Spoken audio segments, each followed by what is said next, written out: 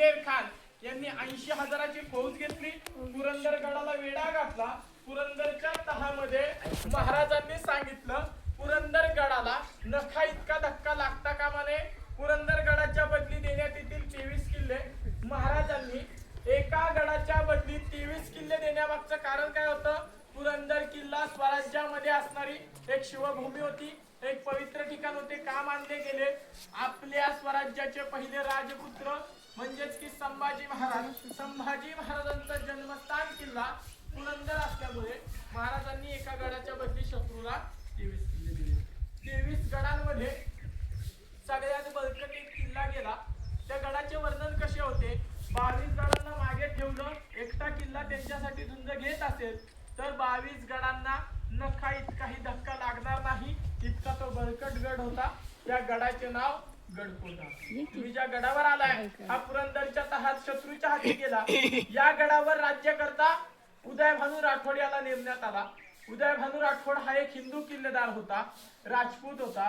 हिंदू असून राजपूत असून त्यानं मुघल धर्म स्वीकारला. औरंगजेब बादशाह यांनी उदयभानास बक्षीस पात्र गडकोंढाणा दिला. उदयभानाला बक्षीस पात्र गडकोंढाणा मिळतात. स्वराज्याचा सगळ्यात महत्वाचा नियम त्यानं मोडला. राजस्थान वरनं एका सरदाराच्या 3 मुलींना बंदिस्त केलं.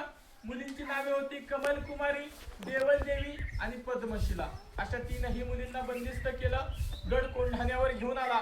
गडाचा शेवटचा कोपरा, त्या कोपऱ्यावर एक नवीन बुरुज तयार केला. बुरुजाला नाव दिले कलावंतिनी. कलावंतिनी का म्हटलं गेलं? नाचणे ही कला आहे आणि मुली नाचल्या म्हणून कलावंतिनी असं त्या बुरुजाला नाव दिलं. त्या मुलींची त्या ठिकाणी नाचगाणी होऊ लागले. मुलींवरचे अत्याचार आणि समोर जी टेकडी दिसते हा गडाचा बाल्य किल्ला. मुलींवरचे अत्याचार आणि बाल्य किल्ल्यावरील शत्रूचा हिरवा ध्वज. तिथून समोर दिसणाऱ्या राजगड किल्ल्यावर जिजामातेंच्या हृदयामध्ये गडकोंढाणा बाणासारखा टोचू लागला. बाणासारखं टोचण्यामागचं कारण मुलींवरचे अत्याचार असल्यामुळे महाराजांनी रागाच्या भरामध्ये त्या ठिकाणी गडकोंढाण्याकडे चाल करण्याचे आदेश मिळालेले असताना गडकोंढाणा अष्टमीला निघून नवमीला जिंकायचा असा जिजामातेंचा आदेश मिळतात. महाराजांनी 300 सैनिकांची बैठक बसवली. समोरचा किल्ला कोण घेणार?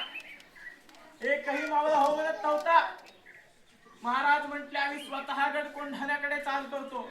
त्या ठिकाणी तानाजीराव मालुसरे यांच्या घरी आनंदाचा क्षण होता.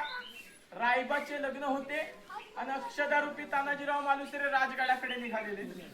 आता जसा आपण तो आनंदाचा क्षण पाहिला, या परिसराला पूर्णपणे दुःखद परिसर म्हटलं जातं. का म्हणतात माहितीये का? मालुसरेंचे प्राण इथे गेले म्हणून तर म्हटलंच जातं. अजून एक सांगण्यासारखी गोष्ट आहे जी आपल्याला काहीतरी शिकवून जाते. थोडीशी आत्ताची मालुसरेंबद्दल असणारी किंमत, त्या काळामध्ये असणारी किंमत मालुसरेंबद्दल काय होती हे तुम्हाला आता समजून येईल. लोक खालून आली. खालून आल्यानंतर ना काय करतात?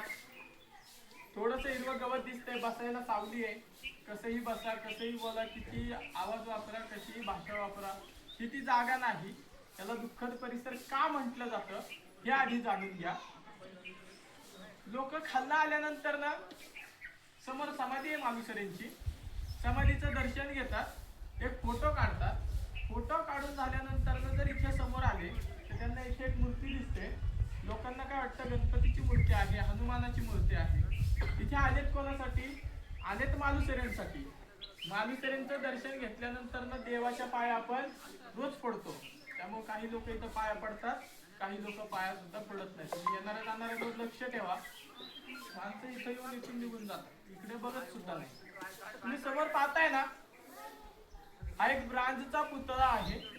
नामदार शंकररावजी चव्हाण यांच्या हस्ते मुख्यमंत्री असताना या मूर्तीची स्थापना झाली आणि त्या समाधीला प्रतिमा समाधी असं म्हटलं जातं.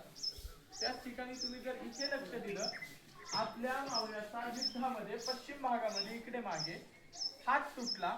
एका हाताने लढत लढत येऊन आपला मावळा इथे धारातीर्थ इथे धारातीर्थ कोसळला. 4 फेब्रुवारी सन 1670 साली तानाजीराव मालुसरे यांना इथे युद्धात वीरमरण प्राप्त झाले. बरोबर याच्याच 2 वर्षांनंतर 4 फेब्रुवारी सन 1672 साली तानाजीराव मालुसरे यांच्या देह समाधीची स्थापना स्वतः महाराजांच्या हस्ते करण्यात आली. ही तानाजीराव मालुसरे यांची खरी समाधी आहे. मालुसरेंचे इथे प्राण गेले.